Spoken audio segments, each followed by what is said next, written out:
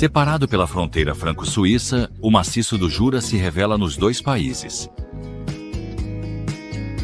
Outrora isolados pela neve e pelos relevos, seus habitantes conseguiram preservar tradições e conhecimentos transmitidos de geração em geração.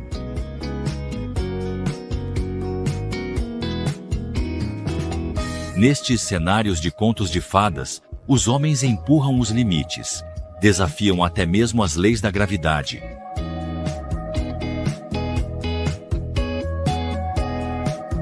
Eles sabem tirar o melhor proveito de seu patrimônio e das riquezas que a terra, as montanhas, os rios e os lagos lhes oferecem.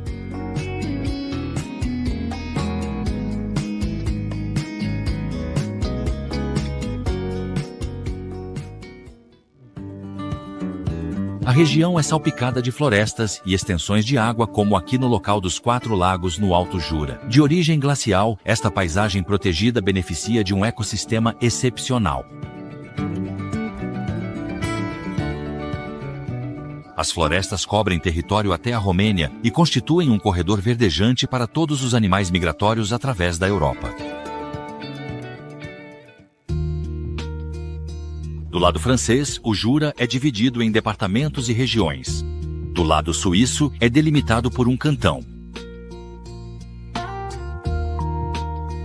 Primeira etapa da nossa viagem, na vila de Grand-Combe-Châtelleux, no Alto Doubs, frente para a Suíça. É um dos locais representativos da região. Essas fazendas testemunham a preservação de um patrimônio que é bastante frágil. Duas habilidades tradicionais animaram as montanhas do Jura, os embutidos e a relojoaria. Do primeiro, ainda surpreende o cheiro dos tuyés, chaminés onde penduravam embutidos. A relojoaria, por sua vez, ocupava habilidosos artesãos, no inverno, quando a neve imobilizava as aldeias.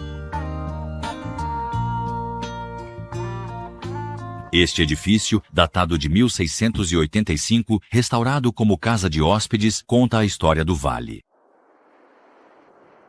As fazendas de Comté são casas muito grandes, nas quais se encontrava um número poucos de cômodos habitacionais.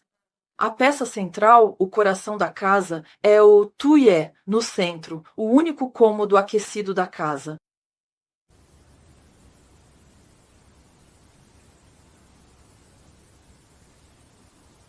O caso foi criado para duas coisas. Primeiro, vivia-se ali, aquecia-se, cozinhava-se e defumava-se a carne. Pois, naquela época, o meio de conservação que se tinha era secar a carne. E quanto mais fresca era a carne, então carne de porco principalmente, mais se fazia fumaça. Portanto, não fogo, mas fumaça. Isso é muito importante porque não se devia aquecer a carne, mas secá-la. Para usar o calor gerado, um forno de pão era instalado perto do tuyé.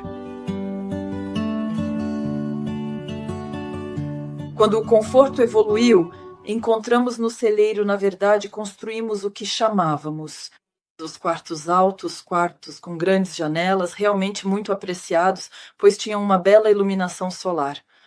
E nesses quartos altos, que eram locais de descanso, também se encontrava essas grandes janelas, diante das quais se trabalhava. Então, trabalhava-se na janela, eram os camponeses relojoeiros.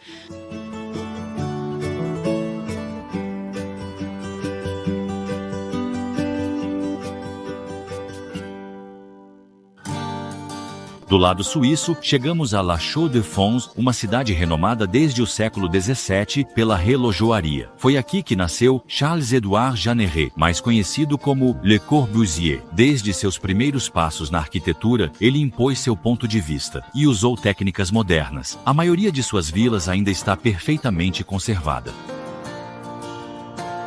Situada nas alturas, a Maison Blanche é emblemática da evolução de seu estilo. Ela foi restaurada em 2005 por uma associação de entusiastas. Construída em 1912, ela foi originalmente destinada a seus pais. Então, esta casa é importante porque é a primeira casa realmente. Pessoal, de quando Jeanneret, futuro Le Corbusier. O que é interessante nesta casa é que percebemos a gênese de um certo número de elementos que vão constituir o que Le Corbusier chamava de a arquitetura moderna Notadamente, a janela em fita, o espaço fluido, o plano livre.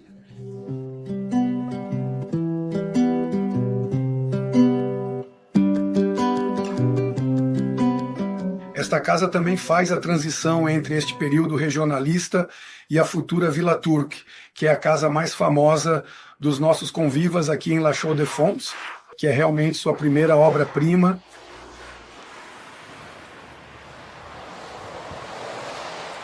La Chaux-de-Fonds está situada a cerca de 1000 metros de altitude. O local era praticamente desabitado até a Idade Média devido à severidade do clima. No final do século XVIII, um incêndio violento impôs a reconstrução da cidade. Os urbanistas, então, favoreceram um plano em grade, caracterizado por ruas em ângulo reto e acesso à luz.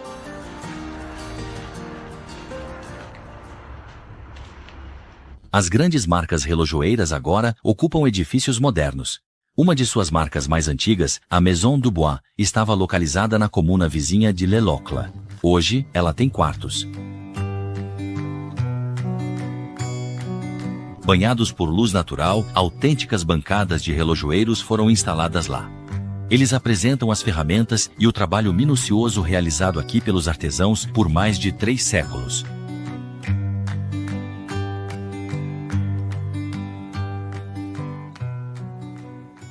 Adiante, uma atmosfera diferente reina na sede da Maison Jacques Edros, especializada em relógios de luxo.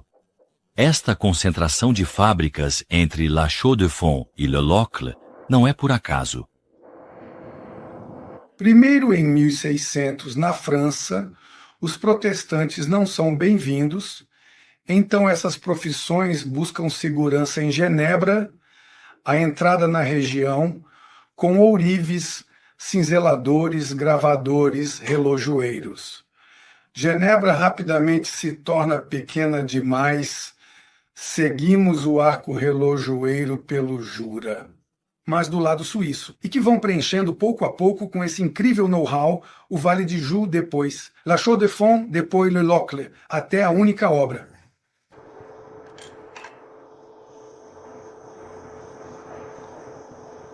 Neste ofício, na relojoaria, nas artes, fomos tão inovadores constantemente que essa inovação permanente se tornou a tradição. É preciso se inspirar nelas, são as raízes, mas ao mesmo tempo é preciso questioná-las, é preciso inovar sempre, só copiar o mestre, morremos. Além do domínio dos autômatos, o luxo também permite criar verdadeiras obras de arte. Ele faz isso com pequenas cascas de ovos de codorna, com as quais cria um mosaico em um mostrador de relógio. É ótimo ter casas como a nossa que apoiam esses ofícios artísticos, sem os quais esses ofícios desapareceriam.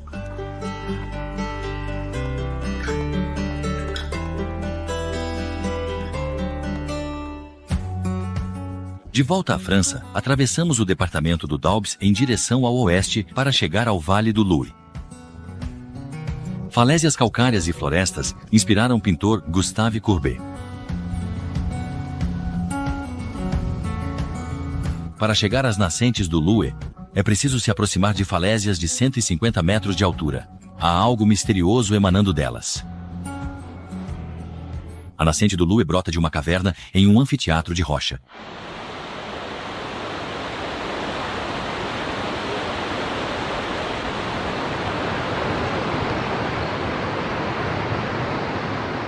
Seguir o rio é um encantamento. A vegetação abundante esconde grande parte do seu percurso.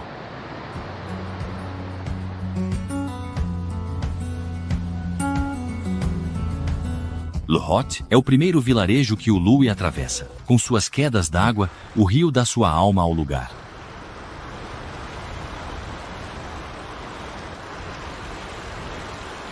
As casas de viticultores se agarram à encosta e estão agrupadas ao redor da igreja. Na parte baixa do vilarejo, encontram-se moinhos e barragens que serviam para suprir forjas.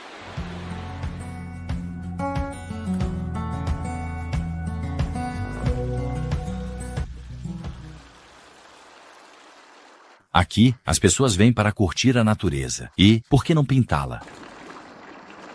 É claro que o vale com as árvores e as paisagens ao redor, tudo isso, com as florestas, é uma inspiração para os artesãos e para os pintores.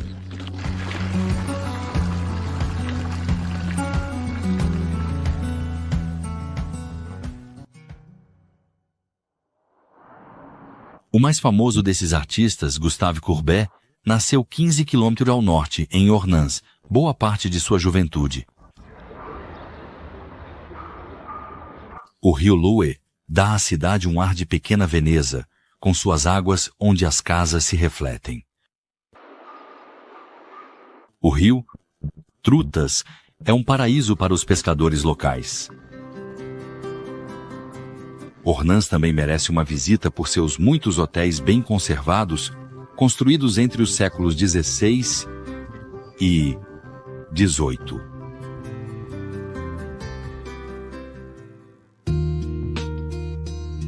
Protegida pela cidadela de Vauban e cercada por curva do rio Doubs, Besançon é a capital histórica da Franche-Comté. A cidade foi importante desde então. Galo-romana, sob o nome de Vesontiu, capital dos Sécanos, um povo gaulês. Sua geografia e história específica fizeram dela, sucessivamente, uma fortaleza militar, uma cidade de guarnição, um centro político e uma capital religiosa.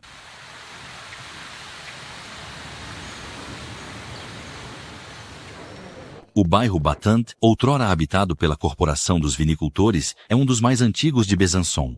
Ele abriga a igreja de Santa Madalena, reconstruída no século XVIII.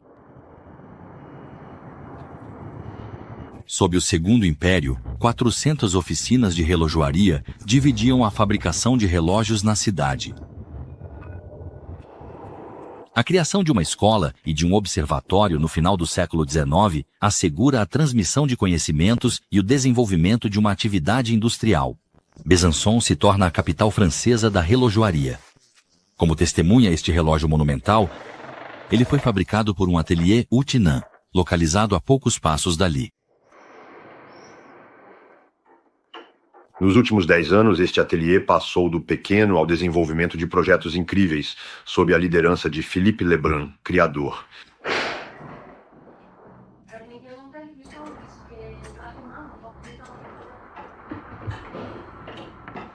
Passar de um relógio a um objeto pequeno, a um objeto monumental que se pendura em uma cidade,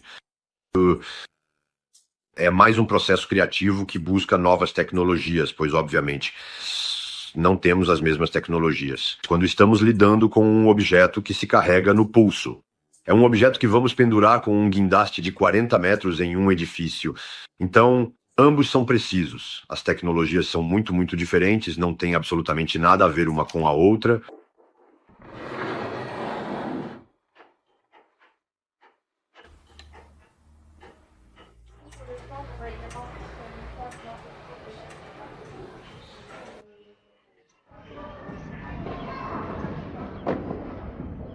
As muralhas que cercam a cidade velha, assim como a cidadela que a domina, são obra de Vauban, o genial engenheiro arquiteto militar de Luís XIV. Suas realizações em Besançon são consideradas entre seus maiores sucessos.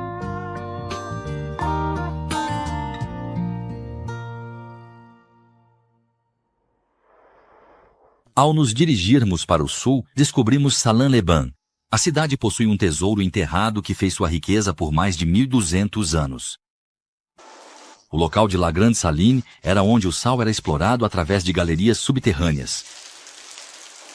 A presença do sal deve-se à evaporação de um mar pré-histórico de 210 milhões de anos. Formou uma camada de sal de 40 metros a 246 metros de profundidade. A galeria subterrânea, construída na Idade Média, estende suas abóbadas por 165 metros e abriga 2 poços de extração que funcionaram até 1962. A água cheia de sal era trazida ao edifício de evaporação e aquecida em uma cuba retangular, a panela de sal.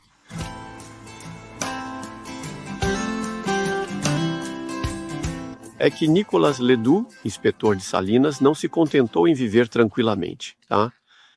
Ele percebeu que em Salins-les-Bains, onde havia exploração de sal desde a Idade Média, o sal indígena, ou seja, o sal colhido, por evaporação com fogo. Lá. A salina era, né? As salinas, porque havia duas em Salins-les-Bains, estavam no fim de sua exploração, ou seja, não podiam ser ampliadas, elas estão no meio da vila e não havia mais madeira para aquecer o sal. A madeira vinha da floresta de Chaux, que está logo atrás de nós, que era a primeira floresta de folhas da França. E então ele pensou, é mais simples. Se aproximar da fonte de combustível da floresta de Chaux e trazer o sal por um salmoduto, ou seja, um oleoduto que vinha de Saint-Lin-les-Bains até aqui. E essa foi a sua grande ideia. E ele convenceu o rei Luís XV para perceber isso. Também foi uma oportunidade para o rei impor seu poder sobre um território que era francês há pouco tempo, desde Luís XIV, e assim criar uma grande salina real que manifestasse toda a magnificência e todo o poder real. O engenheiro foi muito além de sua missão ao imaginar uma incrível cidade operária. Ele havia imaginado uma cidade que se desenvolvesse aqui, uma cidade ideal, como ele mesmo dizia, uma cidade fraterna, né? Ele era russoniano, então. Os homens no campo são naturalmente bons, mas especialmente se estiverem bem alojados. Hoje, um projeto paisagístico transforma o hemiciclo em um círculo perfeito, que permite prolongar o sonho utópico de Ledoux.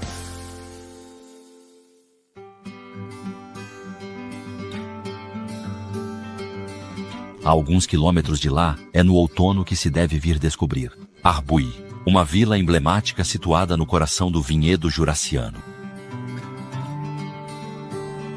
No domínio da Renardière, Jean-Michel Petit reuniu família, amigos e vizinhos para a colheita.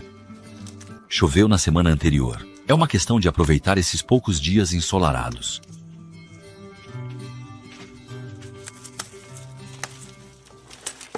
Estamos nas encostas de Pupilin, onde se produz o vinho amarelo, um vinho de véu emblemático do Jura. A colheita começou na parcela Aspe, cultivada organicamente a 300 metros de altitude.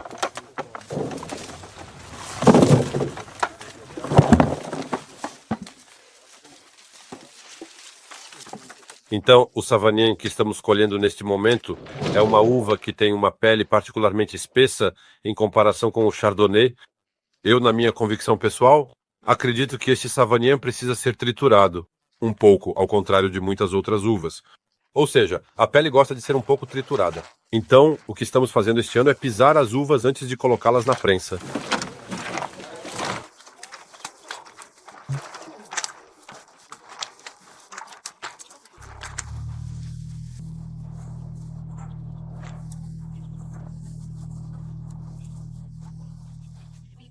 A colheita também é um momento festivo e de compartilhamento. O Jugo 100 2007, ele é.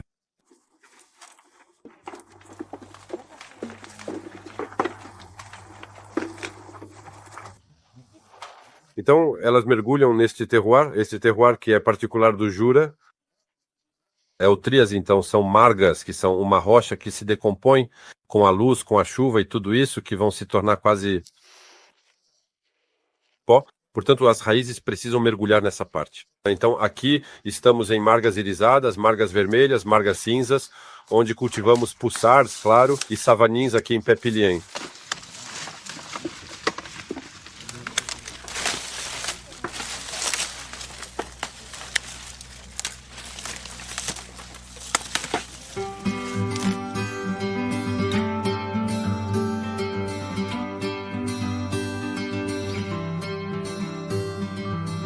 A uva é levada para a vila de Pupilin, onde Jean-Michel Petit supervisiona atentamente as operações em torno da prensa.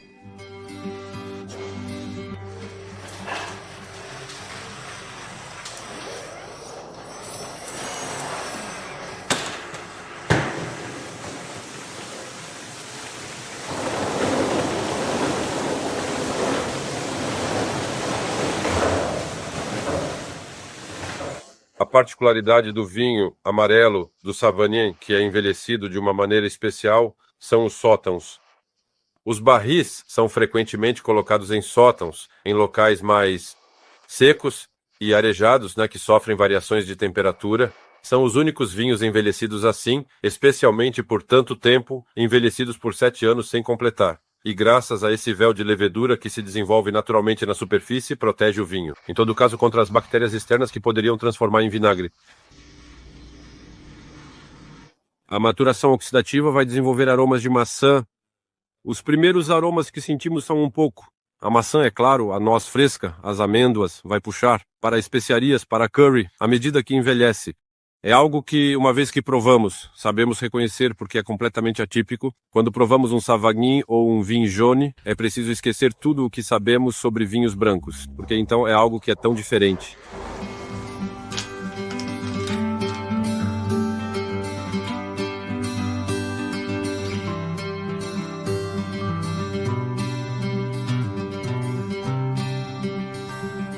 Do outro lado das encostas, a vila de Arbois é o centro nevrálgico desses vinhos do Jura, com 7 denoms. No seu centro, corre a Cuisance que borbulha e serpenteia entre as ruelas.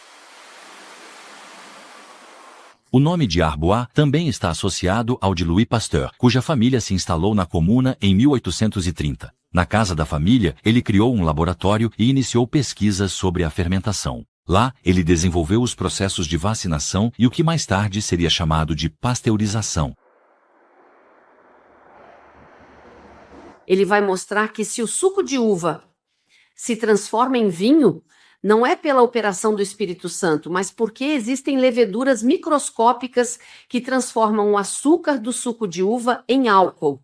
Ele também mostrará que este vinho recém-formado pode ser atacado por bactérias muito menores, que, por sua vez, transformam o álcool do vinho em ácido. E é assim que o vinho se transforma em vinagre. Para evitar essa segunda transformação, ele vai sugerir aquecer o vinho a 55,5 por alguns minutos. O processo será patenteado em 1865, sob o nome de Patente de Conservação de Vinhos por Aquecimento. A casa da família pôde ser mantida no estado original e o laboratório parece nunca ter sido abandonado.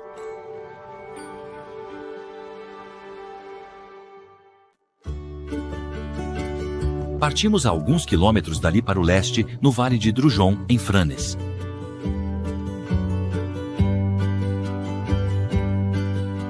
A Reserva Natural Regional das Turfeiras de Frane-Bouvrin se estende por 292 hectares de florestas pantanosas, prados, lagos e turfeiras.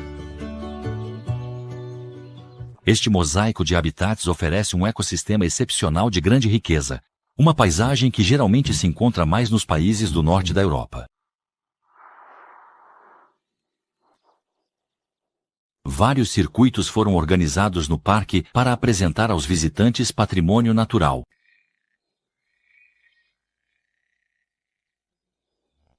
Os habitantes de Fran e das aldeias vizinhas exploraram as turfeiras até 1961. A turfa era então utilizada como combustível para economizar lenha.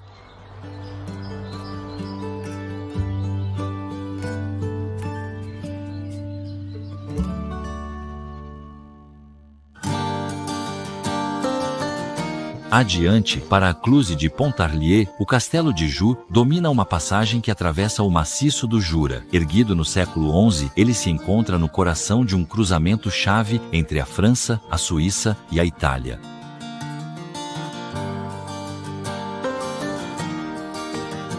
O Jura é uma terra de queijo. Emblemático de toda uma região, o Comté contribuiu desde a Idade Média para a subsistência das pessoas em condições às vezes difíceis. Hoje, é um dos queijos mais vendidos no mundo.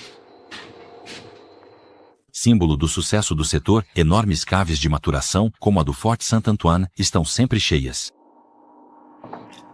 Aqui, as massas amadurecem dando tempo ao tempo.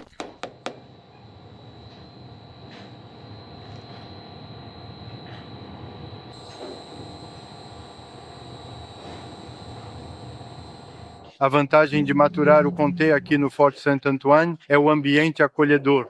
Estamos a 1.100 metros de altitude, o clima é favorável. E além disso, dentro dessas abóbadas cobertas por 6 a 12 metros de aterro, temos uma inércia total da temperatura com uma umidade saturada.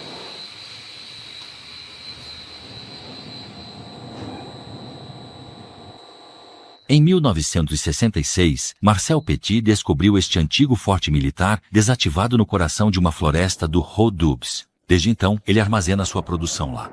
Cada roda amadurece aqui por 10 a 20 meses.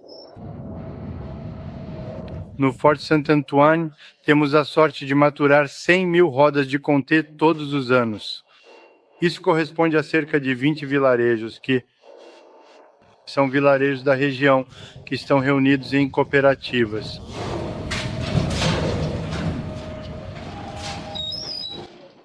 Dado as rodas, escovação é feita por autômatos que imitam a mão humana.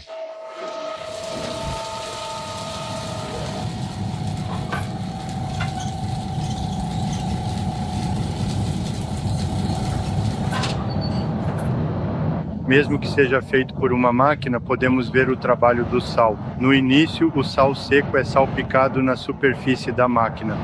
E então, o excesso de umidade do queijo será absorvido pelos grãos de sal. E isso permitirá, após uma segunda passagem, fazer uma limpeza eficaz da superfície da roda.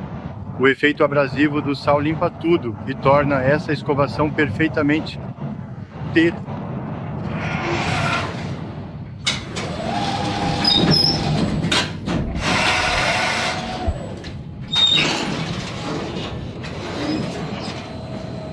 Os contés envelhecidos, 18 meses, já são velhos e, além disso, fora de série, porque se tornam tão excepcionais, é além de 24 meses. Por trás desse sucesso, um conjunto de normas rigorosas incentiva as leiteiras familiares e limita a produção anual de leite. Aqui o leite é comprado dos agricultores por preço dobro da média francesa, sustentando toda a cadeia produtiva.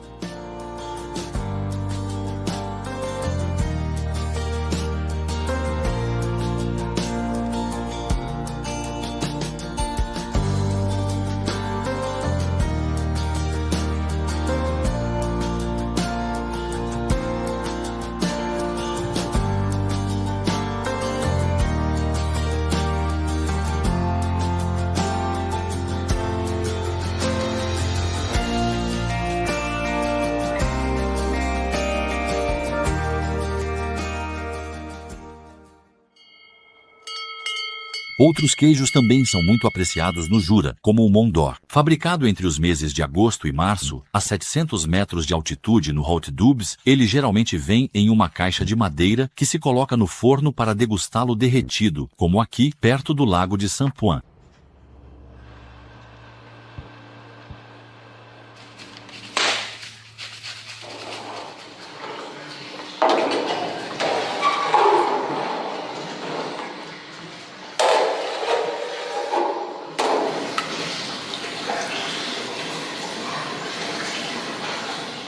Então, o Mont d'Or é um queijo de pasta mole com crosta lavada.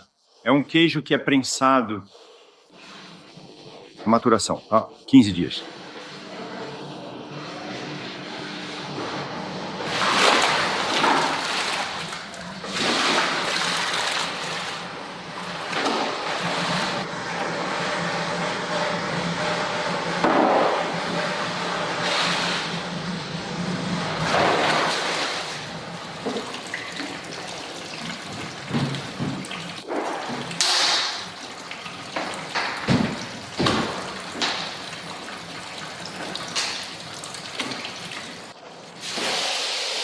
Procuramos colocar a cinta ao redor do queijo o mais rápido possível. Tudo isso para que o tanino que está presente nas cintas possa se difundir o mais rápido possível no queijo, que é úmido, para que possa penetrar ao máximo o mais rápido possível.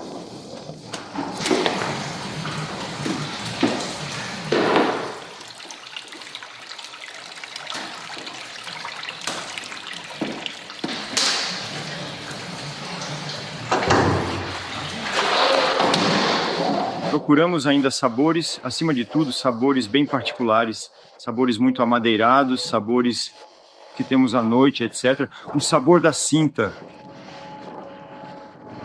Ao contrário de seu homólogo suíço, cujo leite é termizado, o Mont d'Or é um queijo de leite cru, maturado. Por pelo menos 21 dias, é cercado por uma cinta de abeto, o que lhe confere seu sabor característico.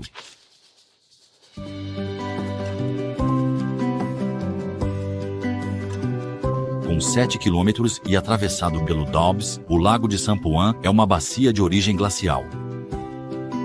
Este lago é um lago natural, que é o terceiro maior lago natural da França. E há muitos pescadores que vêm aqui especialmente para pescar o coregone ou a ferra. Depende de onde estamos. Na Suíça, dizemos la ferra, que é o coregone.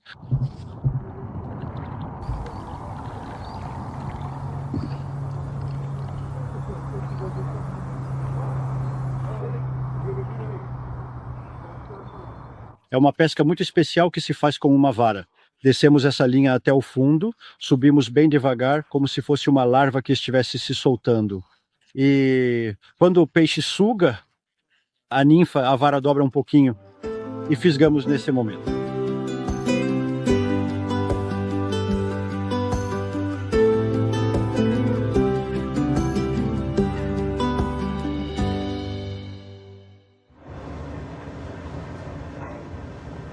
A montante do lago, a vila de L'Abergement-Sainte-Marie, tem uma das últimas fundições artesanais francesas de sinos de bronze.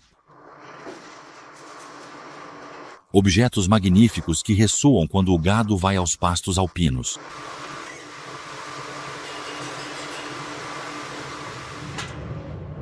No forno, é colocado um cadinho de grafite que contém o bronze, uma liga de cobre e estanho. Quando a temperatura atinge 1200 C, o bronze fundido é despejado em cada molde, uma operação perigosa.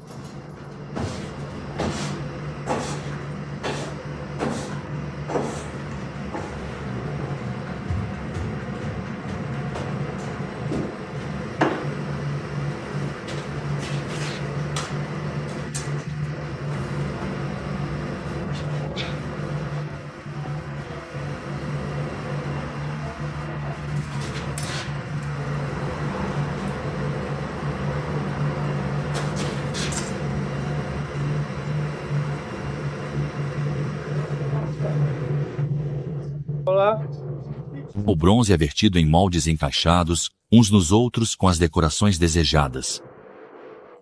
Tudo é coberto de areia.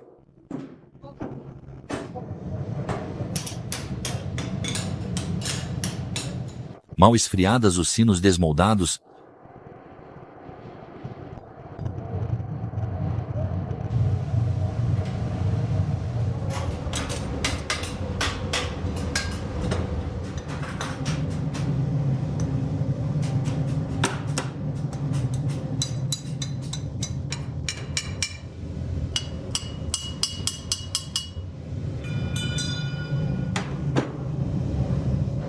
eles serão desbastados e torneados para um aspecto liso e brilhante. A família Ubertino exerce a profissão de fundidor de sinos desde 1834. Itinerantes pela Itália e Suíça, se estabeleceram França no início do século XX. Perpetuar este saber fazer secular pede uma paixão intacta. Todos os sinos são destinados a serem colocados em vacas, então até esse tamanho. Aqui, por exemplo, pode ir comumente... Depois, além desse tamanho. Aí, vamos chegar a sinos maiores que serão mais para as subidas. Descer dos pastos alpinos e competições...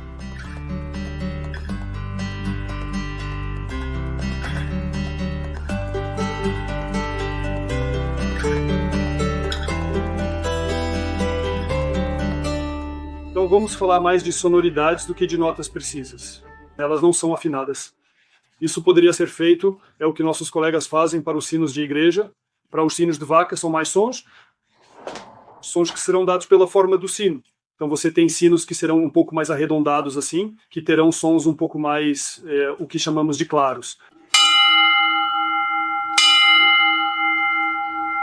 Vamos ter sinos um pouco mais retos assim, o que chamamos de sons.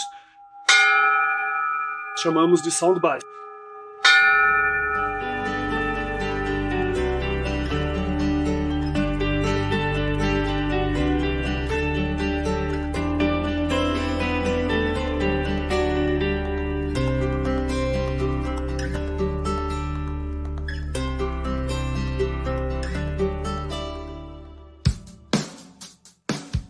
O Dobbs nasce em Multi, a 940 metros de altitude, para depois aumentar gradualmente e serpentear até o lago de Saint-Point. Perto do lago, a estação de esqui de Métabier, no maciço do Mont d'Or, oferece um belo domínio esquiável que sobe até 1430 de altitude. As temperaturas podem ser às vezes rigorosas no meio do inverno, mas as paisagens são encantadoras. O ponto culminante da estação, o Mont d'Or, é uma falésia rochosa com uma vista panorâmica sobre a cadeia dos Alpes e as planícies suíças.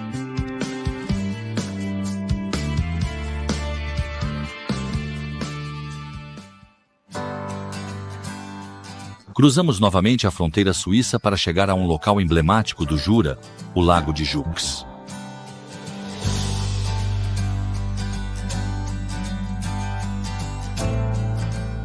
Do alto da Dente de Vaulion, o lago ainda está sob a névoa neste início de outono. A neve ainda não chegou para atrair os esquiadores. Camurças bem alimentados no verão aproveitam.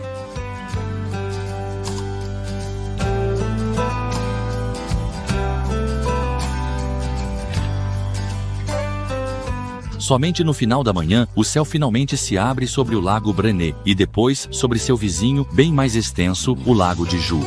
Com 9 km de comprimento, é o maior corpo d'água do Jura. Situado a 1000 mm de altitude, é principalmente alimentado pelo rio Orbe. Em sua extremidade sul, o Vale de Joux abriga muitas empresas relojoeiras.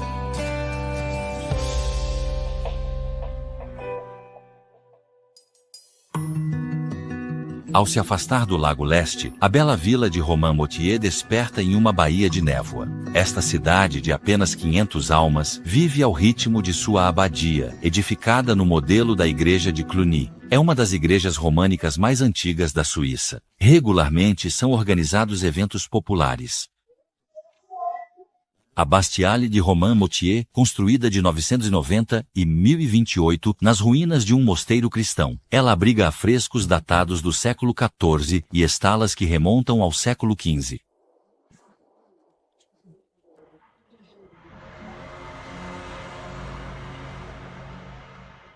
Durante a anexação do país de Vaud por Berna, em 1536, e a difusão da reforma que se seguiu, os monges deixaram a abadia. O claustro e muitos edifícios do mosteiro foram então destruídos. O estado de conservação da abacial é, portanto, ainda mais notável.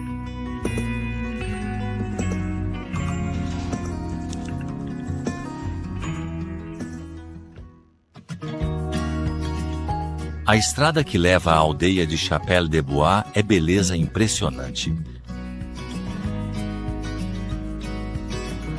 Durante o inverno, o gado fica aquecido nas fazendas, onde é alimentado com o feno colhido no verão.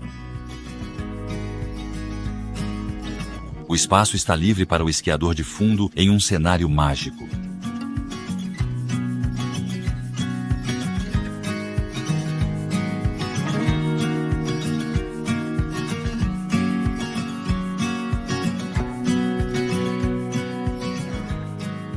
A cerca de 1000 metros, Chapelle-des-Bois vive bem relativo isolamento. Os invernos são menos rigorosos do que no passado, com quedas de neve menos abundantes.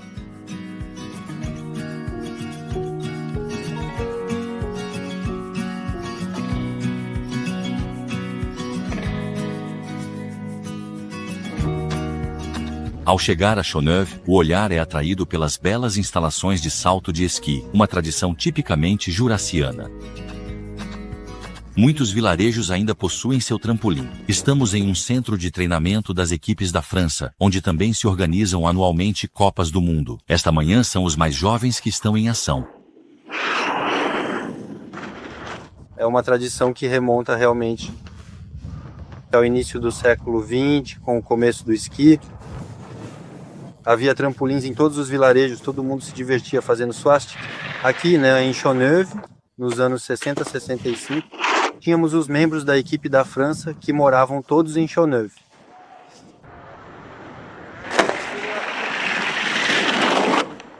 Todas as crianças que fazem esqui sonham em voar um dia e fazer esqui. Além disso, tivemos ainda uma série de campeões que os fizeram sonhar. Então, é um pouco a continuação lógica.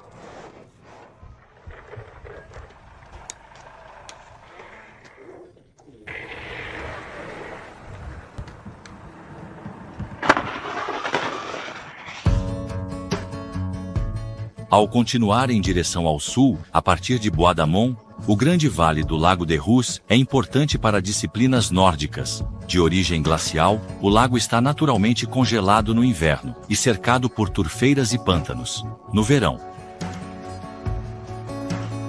a comuna de Le Rousse surgiu tardiamente, no início do século XVI. Terra de pastagem e de verão, as técnicas agrícolas evoluíram e colheram ervas suficientes para alimentar os animais durante os longos meses de inverno. A estação de Le Rousse marca a fronteira com a Suíça. Ao subir, chegamos ao cume da Dole, de 1.677 metros. Com uma estação meteorológica, oferece uma vista magnífica sobre a Suíça.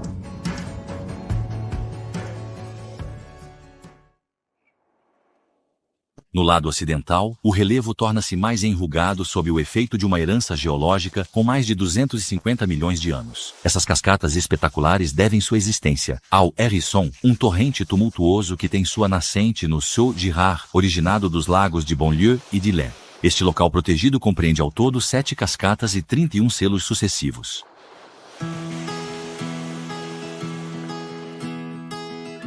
O Jura é realmente a terra dos lagos. Sempre mais ao sul, no Haut-Bugey, eles se sucedem. Jovens. Vouglans, Nantua. Chegamos agora a Arento, onde temos um encontro com um dos últimos torneiros de madeira. O trabalho com madeira sempre foi uma atividade importante na região. Robert Marish, agora aposentado, é um dos meus últimos herdeiros.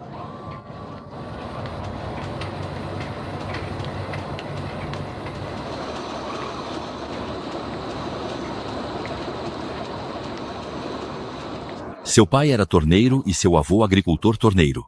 E aos 80 anos, ele não perdeu a habilidade desde aquele ano, 1990, quando ele ganhou o concurso de melhor operário da França.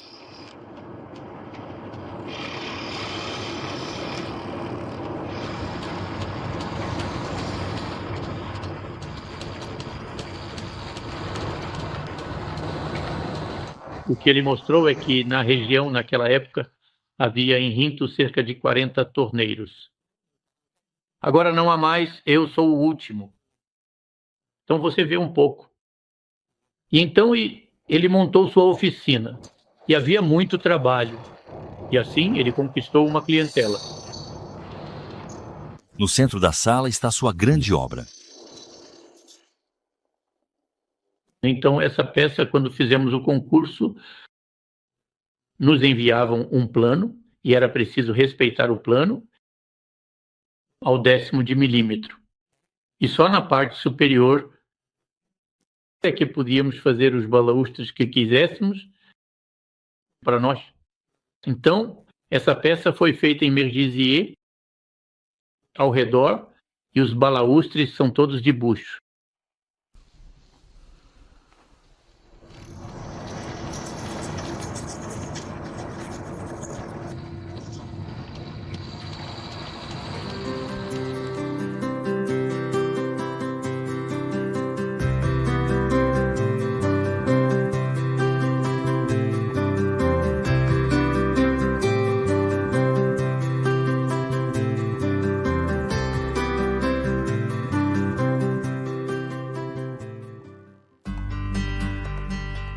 Voltamos para a Suíça em um vale belo. O Vale de Lassagne merece uma visita. Com 18 km de comprimento e a 1000 milímetros, é um dos planaltos do Jura, reconhecível por suas vastas pradarias, seus abetos nas encostas e seus charmosos vilarejos. Lá se fabrica um gruyère notável com leite proveniente dos pastos vizinhos. Na Fromagerie de Martel, Didier Germain supervisiona a coagulação do seu leite.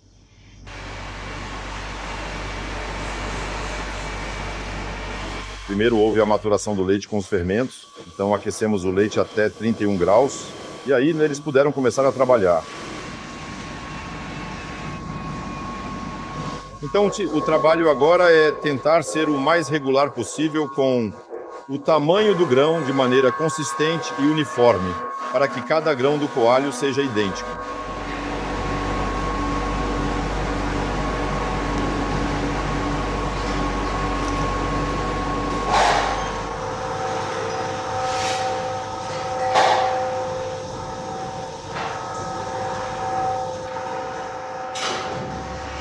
Uma vez que o grão está firme, o coalho é moldado. A roda formada é então prensada por pelo menos 6 horas para extrair o soro de leite.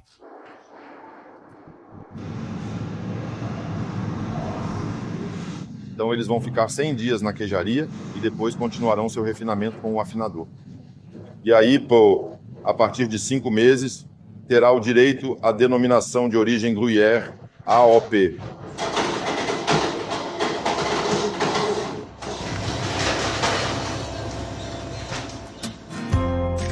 Do outro lado do vale, ao pé do Mont Racine, descobrimos o Caminho das Estátuas. Um percurso criado por um artista engenheiro natural de Lochley, Georges André Fabre. Proprietário da floresta, ele esculpiu sua primeira obra em 1978 e foi adicionando progressivamente figuras humanas, animais ou vegetais, criando assim uma atmosfera muito particular. Em 35 anos, ele realizou mais de 120 esculturas em madeira.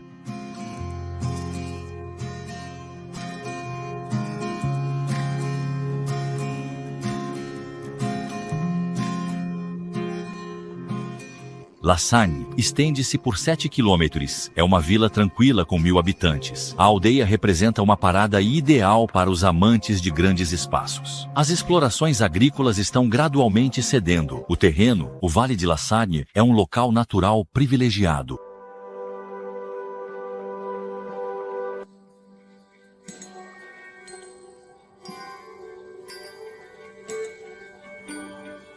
No outro lado do vale, um vasto local pantanoso guarda alguns vestígios de uma turfeira explorada no início do século XX.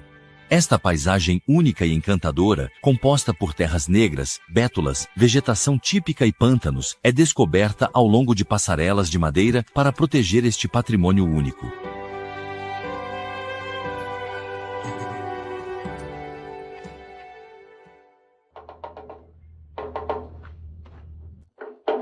A alguns quilômetros de lá, no verão, são 5 horas da manhã em Port-Alban, no lago de Neuchâtel. Claude Delay, pescador profissional, embarca para um novo dia.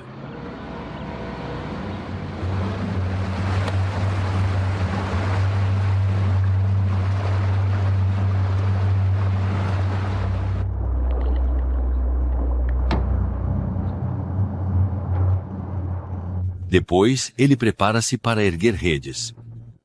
Poucas chances de captura. Espera-se peixe branco, peixe-boi ou sargo.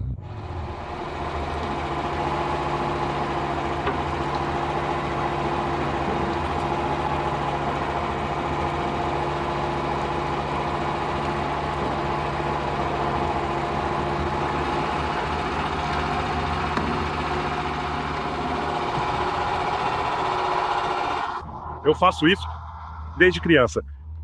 Sou a 3ª geração de pescadores. Saí da escola, aprendi o ofício 2 anos com meu pai, tirei minha licença de pesca. Tenho 60 anos hoje, então já faz um tempo que realmente pesco. Sempre tenho esperança de pegar peixe.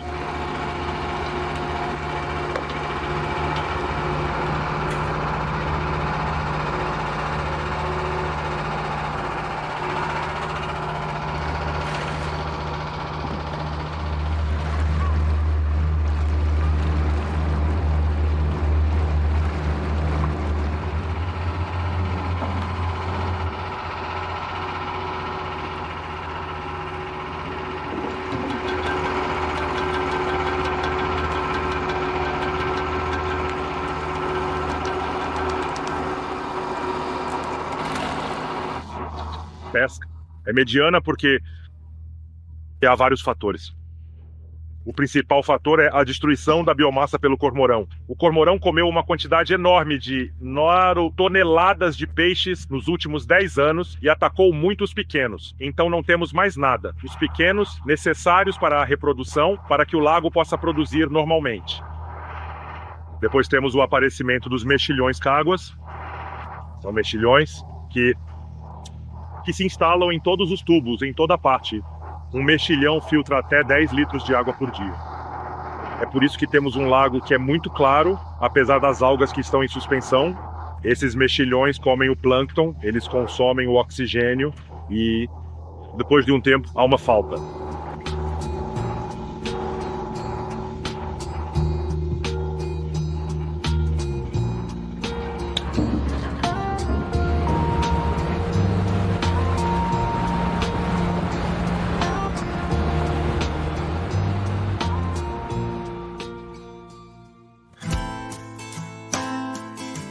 Na margem do mesmo lago, encontra-se uma zona pantanosa única em seu gênero. Ela surgiu no final do século XIX, após a primeira correção das águas do Jura, que abaixou o nível médio do lago de Neuchâtel em cerca de 3 metros.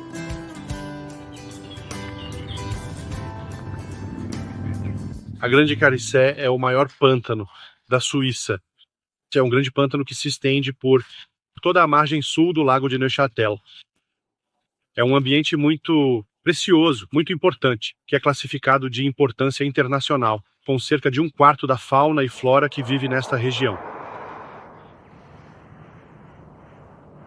Após a segunda correção das águas do Jura, realizada nas décadas de 60 e 70, constatou-se que o local sofria com a falta de inundações naturais. Ainda hoje, alguns lagos se fecham sendo colonizados por juncos. A vigilância continua sendo fundamental para a sobrevivência do local. Recebemos o público construindo observatórios, trilhas, natureza, sensibilizar o público sobre a importância desta área e também permitir que ele entre em contato com esta reserva natural. A Grande Carissé representa uma arca de Noé para uma variedade de espécies jurássicas. Ela está entre os locais excepcionais situados de ambos os lados da fronteira franco-suíça, a serem protegidos com urgência.